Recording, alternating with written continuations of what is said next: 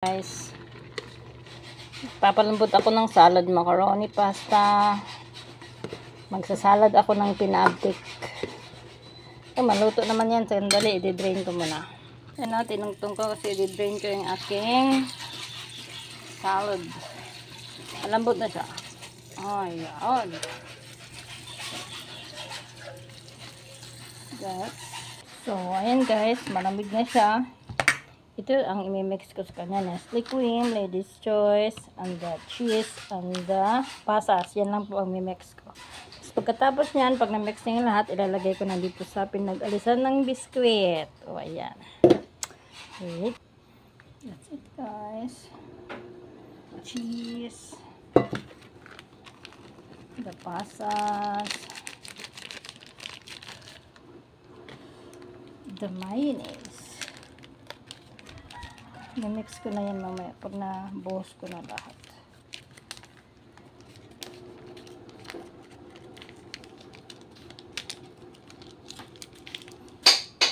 Kung ano lang po ang paninda ko, yan lang po ang aking ingredients. Ito. Nahuli ang aming celebrate. Kasi dalawa lang naman kami. So, that's it. Tama na yan. Hindi na kailangan napakaraming ingredients.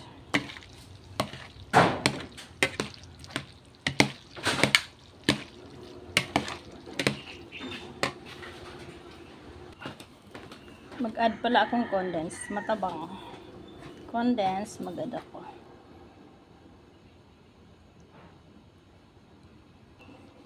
Okay na to, guys.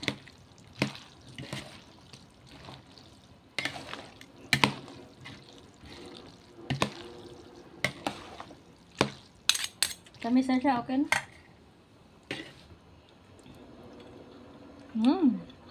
Huwag masyadong matamis yun. And then, ilagay ko po dyan. Pinag-alisan ng biscuit.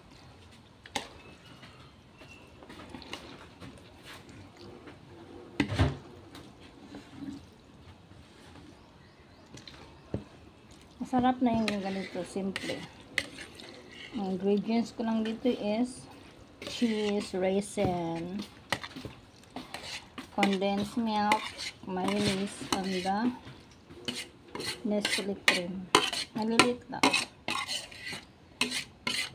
Hindi ko lang marami pag nilalagay. So that's it. Dapat pala inubos yung half kilo. Yan na. Palamigyan na namin sa rep. That's it.